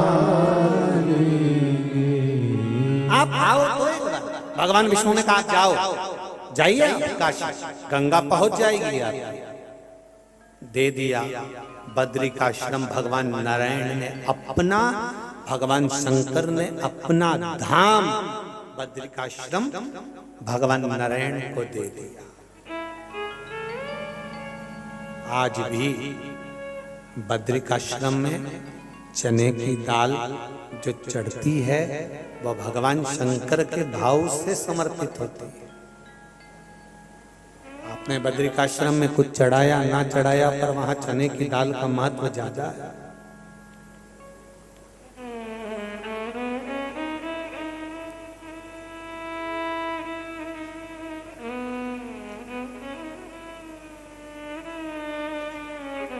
भगवान आए,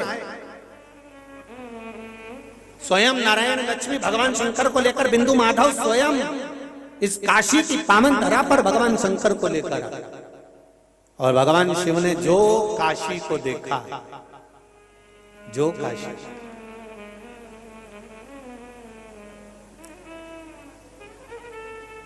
देख कर मेरे देवादिदेव महादेव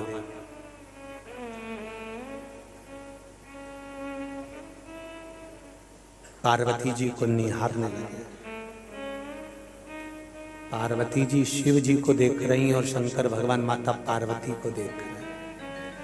इसलिए काशी को नंदन वन कहते हैं। कौन सा वन है ये? जम के बोलो जरा। नंदन वन। उज्जैनी को महाकाल वन कहते हैं। उज्जैनी को क्या कहते हैं? महाकाल वन। इसको कहते हैं नंदन वन काशी। नंदन वन का मतलब क्या है? भगवान शंकर के 13 बच्चों में से कई संतान काशी के नंदन वन से प्रकट हुई, जैसे अशोक सुंदरी, ये नंदन वन से प्रकट हुई है। अशोक सुंदरी का जन्म ही नंदन वन का।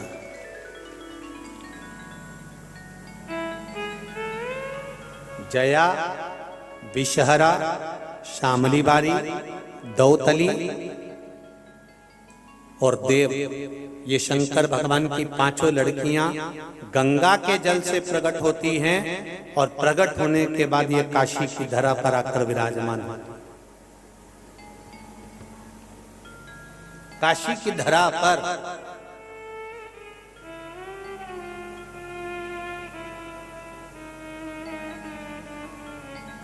संपूर्ण नगरी, फिर निवेदन करूंगा, इस व्यासपीठ से पहले के समय में कोई देवता की मूर्ति थी कि ना थी, ये कोई वर्णन नहीं।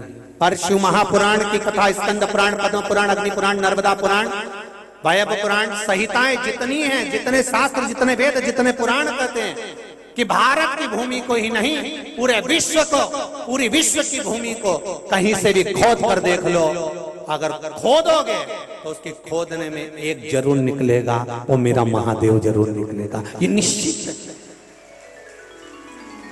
क्योंकि कंकर शंकर हर जगह विराजमान है, कंकर शंकर की सब जगह विराजमान है, कंकर शंकर हर जगह पर विराजमान, हर जगह।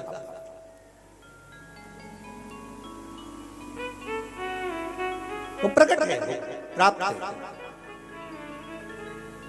महाराज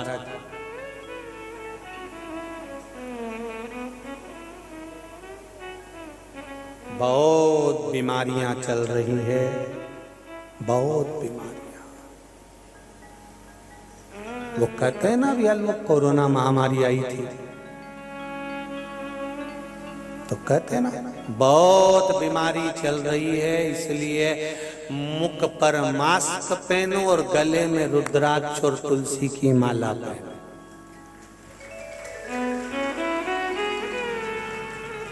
क्या क्या पहनना है जरा जम के बोलो जरा। मुंह पर मास्क और गले में रुद्राक्ष और तुलसी की माला। तो कहोगे महाराज जी ये मास्क पहना ये तो ठीक है कि ये बीमारी को रोक देगा, तो ये रुद्राक्ष और तुलसी की माला ये काय के लिए पहना रहे हो? तो कहा संसार में लोग बहुत बीमारी फैला रहे हैं कि शंकर जी की पूजन मत करो, ब्रह्मा जी की पूजन मत करो, विष्णु जी की पूजन मत करो। कोई कहीं सौगंध दिला रहा है, कोई शपथ दिला रहा है, कोई कुछ करा रहा है। इसलिए तुलसी और रुद्राक्ष पहनो जिससे मालूम पड़े कि तुम सनातनी हो, तो ये बीमारी भग जाए।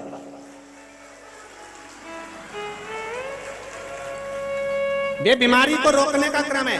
मुख पर मास्क लगाइए, बीमारियां ज्यादा चल रही है, इसलिए मुख पर मास्क होना चाहिए और गले में तुलसी और रुद्राक्ष की, जम के बोलो जरा, माला होना चाहिए। फिर निवेदन करूंगा, सुंदरता होगी तो लुच्चों की नजर होगी, अगर गले में चेन होगी तो चोटों की नजर होगी, और गले में रुद्राक्ष होगा तो महादेव की नजर होगी। ये निश्चित है, निश्चित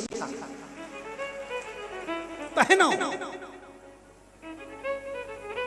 मुख पर मास्क पहनिए और गले में तुलसी और रुद्राक्ष की माला पहनिए। बीमारियां बढ़ रही है, बहुत बीमारियां। लोग लगे हुए हैं सनातन धर्म को तोड़ने में, लोग लगे हैं सनातन धर्म को कमजोर करने में, लोग लगे हैं सनातन धर्म को नीचा दिखाने में। अगर गले में तुलसी की माला और रुद्राक्ष की माला होगी तो ये निश्चित है सामने वाला पहचान जाएगा। हम पहले भी कहे थे, श्रवण कुमार ने अपने मामा जी को तिलक से पहचाना था, केवल तिलक से। और श्रवण कुमार ने कह दिया था, मामा जी भेद बता देना, पितुमात को नीर पिला देना। मेरे पांव पड़ी जंजीर, हुआ अंधियारा और जल भरने गया बेचारा। श्रवण कुमार केवल मामा के मस्तक पर सूर्यवंश का तिलक देखा था और दशरथ जी को कह दिया था कि तुम मेरे मामा हो। दशरथ जी ने पूछा, मैं तेरा मामा कैसे? तो श्रवण कुमार ने कह दिया था, मेरे माता पिता शांति मुनि और सुहांगी का मैं पुत्र हूँ। और आप, मैंने माँ से पूछा था तेरे मामा कैसे लगते हैं? मेरी माँ ने कहा था तेरे मामा के मस्तक पर सूर्यवंश का तिलक है। आपके मस्तक पर तिलक देखा, इसलिए पहचान गया कि आप मेरे मामा। मैं आपको पहचान गया।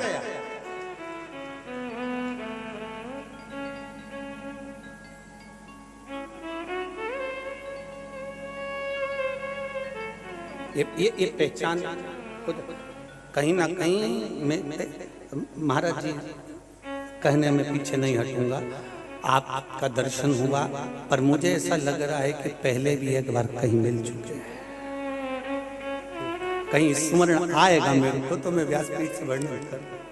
तो ये तो शिव कृपा है, मैं पहचान गया कि आप मेरे मामा है। अब मामा को पहचानना तो जैसे ही पहुंचे स्वांगी के पास में, शांतिन मुनि के पास में, पहचान गए कि मेरे से गलती हो गई। यहाँ तो श्रवण कुमार मर गए। तो ये गले की तुलसी की माला, रुद्राक्ष की माला, मस्तक का तिलक, ये कंपनी का ट्रेडमार्क है कि तुम कौन सी ब्रांड के हो।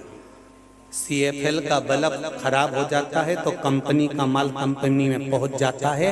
अचानक हमारे प्राण छूट गए, माथे का तिलक भी मिट गया, तो ये गले की माला अगर पड़ी रहेगी तो यम के दूत बंदी बनाने आएंगे तो पहचान जाएंगे ये अपनी कंपनी का माल नहीं है। गले में रुद्राक्ष पड़ा है, ये काशी वाले की कंपनी का है।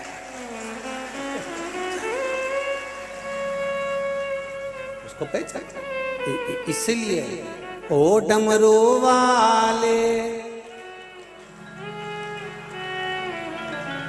अरे दिल मेरा रखना तेरे, ओ डमरू वाले, ओ काशी वाले, ओ डमरू वाले, काशी वाले। कितनी जल्दी खड़े हो जाते हो तुम लोग भी, गजब हो।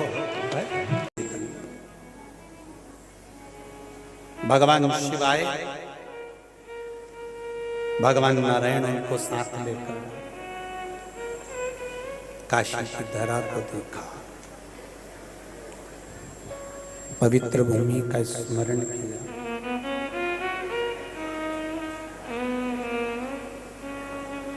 बद्रिकाश्रम भगवान शिव ने नारायण जी को दे दिया। जिस भूमि पर 50,000 वर्ष तक बैकुंठ छोड़कर भगवान काशी की पावन धरा पर बैठकर तप करे, वो काशी की पावन धरा भगवान ने शिव जी को, भगवान भोलेनाथ,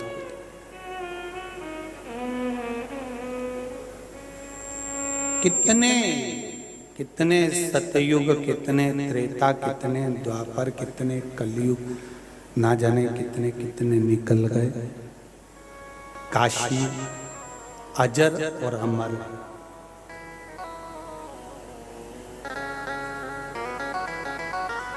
कलयुग आता है, सब नष्ट कर देता है, पर काशी नष्ट नहीं होती। प्रलय आता है, सब कुछ नष्ट हो जाता है, पर काशी नष्ट नहीं होती। काशी जैसी है वैसी की वैसी रहती है। देवराज ब्राह्मण शरीर के महत्व को नहीं जान पाया कि यह मानव का शरीर जो मिला है बड़ी मुश्किल से मिला।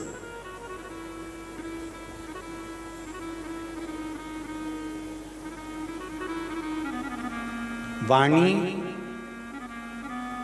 और विचार, क्या क्या चीज, जम के बोलो जरा। वाणी और विचार ये अपनी कंपनी का माल है इस शरीर का। वाणी भी अपने शरीर का है और विचार भी अपने शरीर का।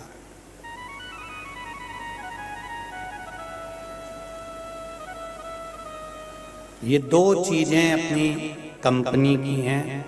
हर व्यक्ति के शरीर से, चित्त से, वृत्ति से, मन से दो चीजें श्रेष्ठ होना चाहिए, एक वाणी और दूसरा विचार। वाणी और विचार जितने सुंदर होंगे, जितने अच्छे होंगे, जिंदगी की सीढ़ी पर आप जीवन की हर तरक्की की ओर बढ़ते चले जाएंगे, उन्नति की ओर बढ़ते चले जाएंगे। जितनी वाणी सुंदर, जितना विचार सुंदर।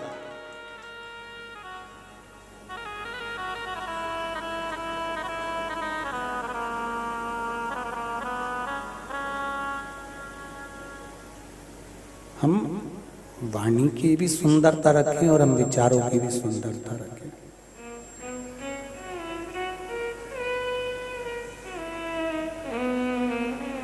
बुरा जो देखन में चला बुरा न मिलिया, अर्थात विचार अच्छे थे इसलिए हर बुरे व्यक्ति में भी हमने अच्छाई ढूंढी, अर्थात हमारे भीतर अच्छाई भरी हुई थी इसलिए हमने अच्छा ढूंढा,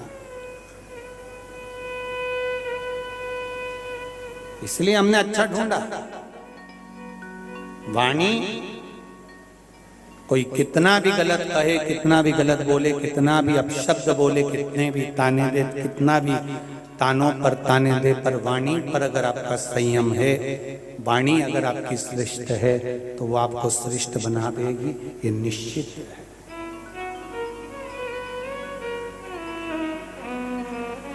आपकी वाणी, हम कई बार कथाओं में कहते हैं कि जितने भी पत्रकार बंधु कथाओं में आते हैं उनकी जो कलम की श्रेष्ठता होती है,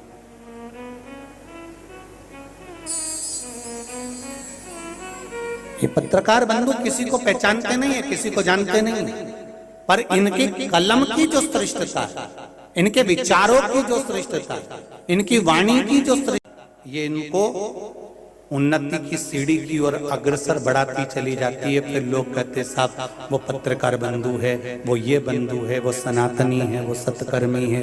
उसके विचार, उसकी वाणी और उनके कलम की विचार का, उनके कलम की आनंद का, तो कलम पर वही चीज लिखाती है जो उनके भीतर का विचार सुख देने वाले। तो वाणी और विचार ये दोनों अगर श्रेष्ठ हैं तो ये दोनों श्रेष्ठता ही प्रदान करते हुए श्रेष्ठता।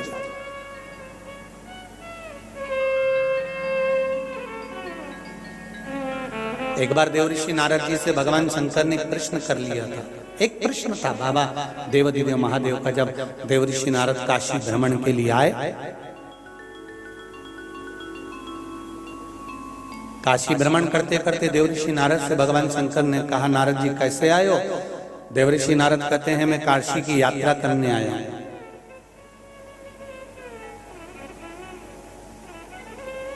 मैं तीर्थ यात्रा करने आया। यात्रा का मतलब जानते हो आप? हाँ, क्या होता है?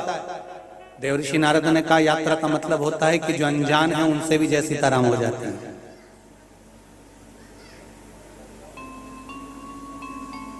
यहां जितने लोग बैठे हुए हैं, जो परिवार के साथ आए हैं, वो तो जानते होंगे कि हमारा परिवार का व्यक्ति, ये हमारा भाई है, ये हमारा कुटुंब का है, ये हमारी बहन है, ये हमारे रिश्तेदार, ये हमारे नातेदार। पर बाकी के लोग जिनको आप जानते नहीं हो, जब वो जाते हैं आपस में एक दूसरे से बिछड़ कर जब जाते हैं तो सीताराम होती कि नहीं होती? जय सीताराम जी की, राधे राधे, जय श्री कृष्णा, श्री शिवाय, नमस्तुभ्यं, ओम नमः शिवाय, हर हर महादेव, जय विश्वनाथ। हम पहचानते नहीं हैं उसको, हम उसको जानते नहीं हैं, पर तीर्थ यात्रा का सबसे बड़ा सुख एक है कि हम जिसको जानते नहीं उससे भी हम राम राम, जय श्री कृष्णा, हर हर महादेव, श्री शिवाय नमस्तुभ्यं, जय विश्वनाथ, हम उससे कर लेते हैं।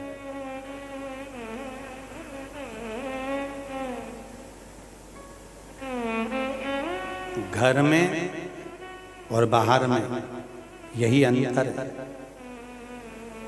जब हम तीर्थ यात्रा करने जाते हैं तो दूसरे से हर हर महादेव कर लेते हैं, और जब हम अपने रिश्तेदार के साथ कहीं घूमने जाते हैं तीर्थ यात्रा के अलावा, तो ये निश्चित है 5 दिन 7 दिन की यात्रा में एक ना एक दिन आपस में एक दूसरे का मुंह भगोना जरूर होगा। ये निश्चित है, इसको कोई टाल नहीं सकता।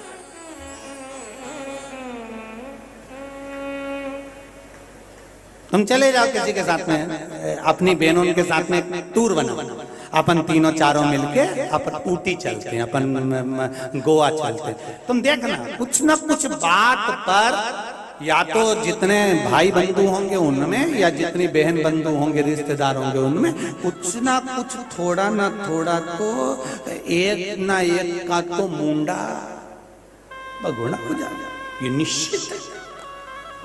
और तीर्थ करने जाओ तुम,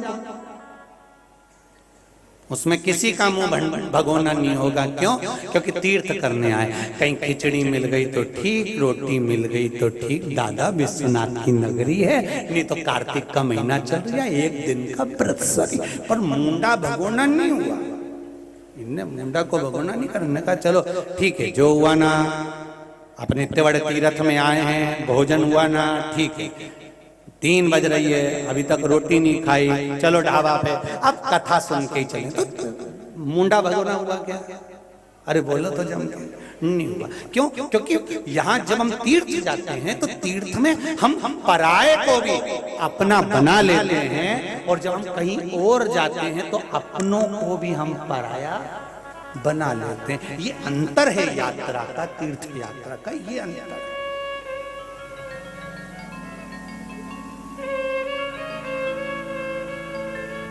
अब तुम यहीं देख लो ना, ये काशी में कथा हो रही है, एक बेटी ने निर्णय लिया अपने माता पिता का कि मम्मी पापा को कथा सुनना है, मेरी माँ रोज टीवी पे कथा सुनती है, उनको मैं कथा सुनाऊंगी।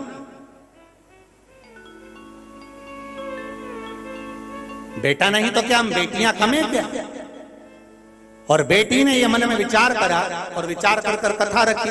अब देखिए, कथा का विचार सतमार्ग का विचार आया। जब भगवान की भक्ति का विचार आया तो धीरे धीरे धीरे धीरे धीरे धीरे पूरा काशी जुड़ता चले गया, और काशी जब एक हो जाता है तो विश्वनाथ की कथा हो ही जाती है। ये निश्चित है, पूरा काशी सबके भीतर भाव प्रकट हो गया, कथा होना चाहिए, भगवान की कथा कर तत्व ग्रहण करना, ये भाव प्रकट हो गया। देवराज की चित्तवृत्ति में ये बात बैठी नहीं कि मनुष्य का जो शरीर मिला है बड़ा मुश्किल का मिला है। 83 लाख यहाँ वर्णन है, 84 लाख योनियों में 83,99,999 योनियां समाप्त करने के बाद मनुष्य की योनि मिली, और वो योनि का भी हम सदुपयोग ना कर पाए तो जीवन बेकार।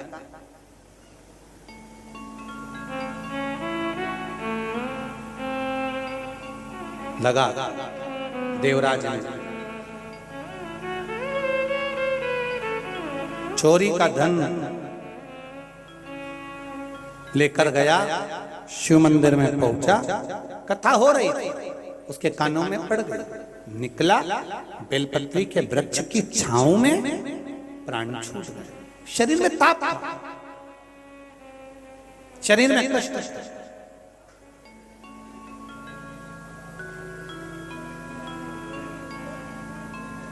अब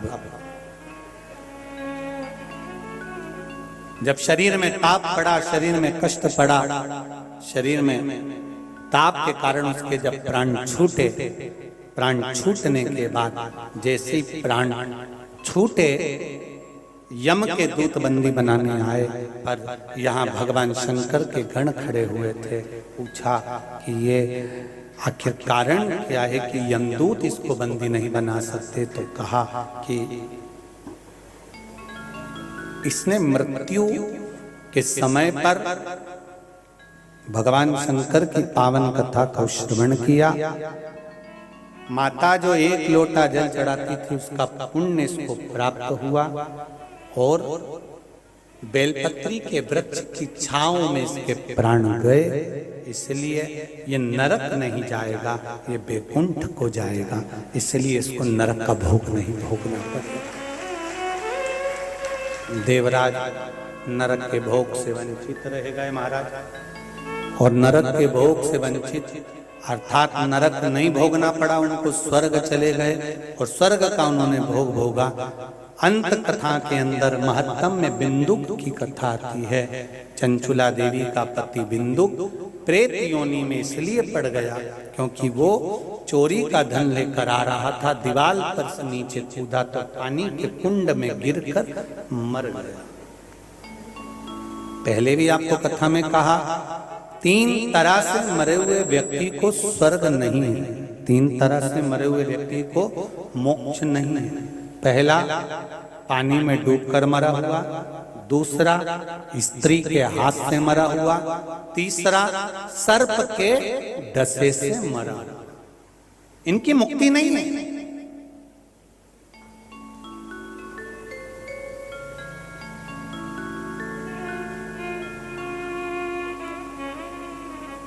इनका मोक्ष नहीं है।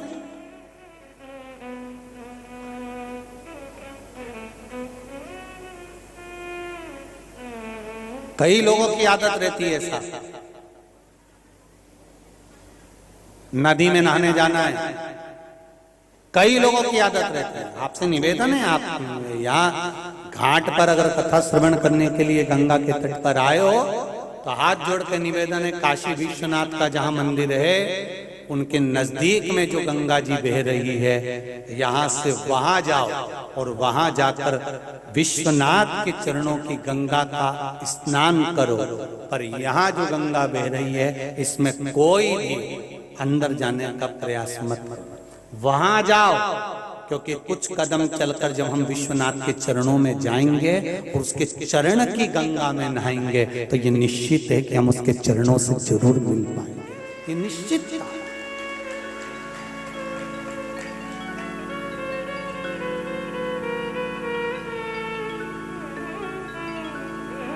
वहां जाओ और आनंद करो, स्नान आदि करना है वहां करो, चरणों का रास्ता तो वहां का ग्रहण करिए।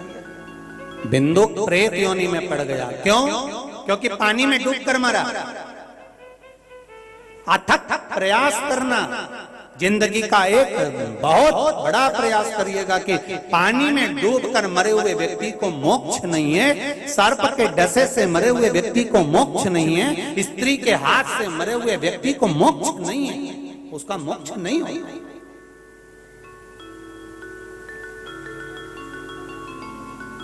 उसकी मुक्ति नहीं, बिंदु को मुक्ति नहीं, प्रेत योनि मिल गई, भटक रहा है प्रेत योनि में, भटक रहा है। पत्नी को मालूम पड़ा कि पति शांत हो गया, उसका अंतिम संस्कार कर दिया।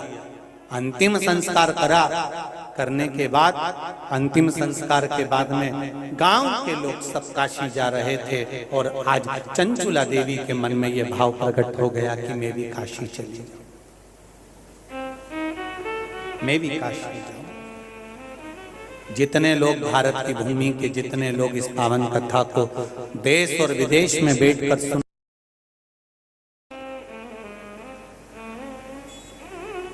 फिर कहेंगे 25 लाख की गाड़ी में घूमने वाला भी एक दिन 25 रुपए के लोटे में भराकर गंगा जी पर पहुंच जाता है। लोग 25 रुपए के लोटे में भर के तुमको गंगा जी ले जाएं, उससे अच्छा है जीते जी इस करोड़ों की गाड़ी को एक बार शंकर के चरणों में लाकर छोड़ दो। जीते जी बहुत कठिन है मानव की, जब बहुत बहुत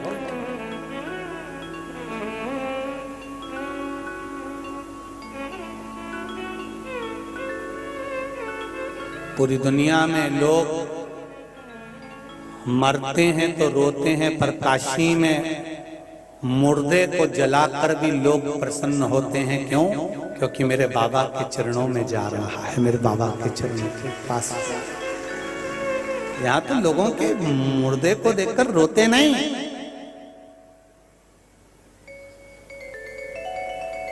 कहीं होती है मसान की होली, कहीं मसान में होती है, शमशान में कहीं नहीं होती। ने राख, ये भूतों की राख से ने या भस्म से कौन होली खेलता होगा, पर मेरा देव अधिदेव महादेव तो काशी में मसाना में भी होली खेलता है, तो यहाँ भी, और वो भी बबूती से होलियां और आनंद लेता है। ये साधारण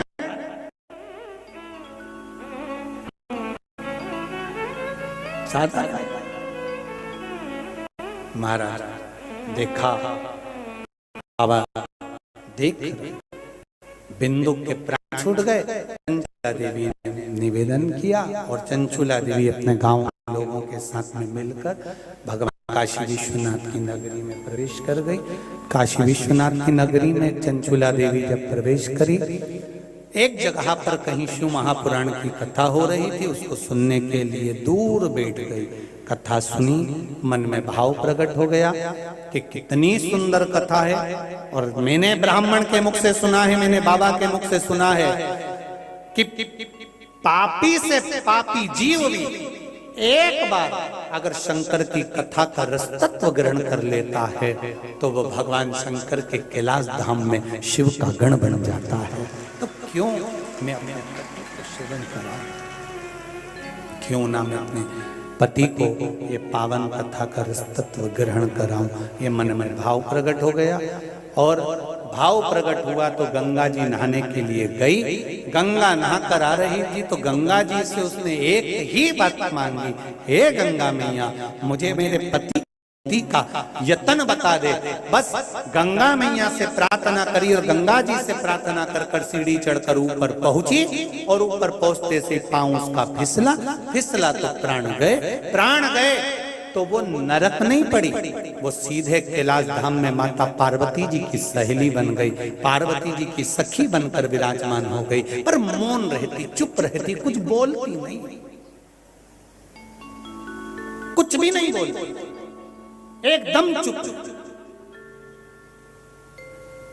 पार्वती जी उसके पास में आकर बैठी तो पार्वती जी ने पूछा, पार्वती जी ने उससे निवेदन किया, क्या बात है चंचुला, तू बोलती क्यों नहीं है, तेरे शब्द कहाँ है?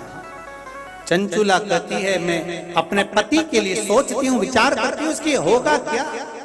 मेरा पति प्रेत योनि में पड़ा, इसकी मुक्ति कैसे होगी, इसके मोक्ष का क्या मैं उपाय करूं, वो बताओ। इसकी मुक्ति का कोई उपाय। पार्वती जी ने कहा एक काम करो, तुम रुका जी के पास जाओ, देव ऋषि नारद के पास जाओ। देव ऋषि नारद के पास गए, तुमरुका जी के पास गए। तुमरुका जी ने कहा मैं कथा तो कह दूंगा पर जोड़ा कौन बैठेगा, वहां यजमान बनाकर किसको बिठाऊंगा, मैं यजमान के पद पर किसको विराजमान करूंगा, बताओ। तब चंचुला देवी की आंख में जल था। पार्वती जी ने कहा तू चिंता मत कर, देव अधिदेव महादेव से कहे जोड़ा उसी ने बनाया है, कथा भी वही सुनाएगा। शंकर भगवान से प्रार्थना करी, शिव जी ईश्वर जी बन गए, माता पार्वती जी गोरा जी बन गई और गणा और गौर बनकर ईश्वर जी और गोरा जी बनकर शिव महापुराण के यजमान बनकर कथा का रस तत्व ग्रहण करने के लिए चल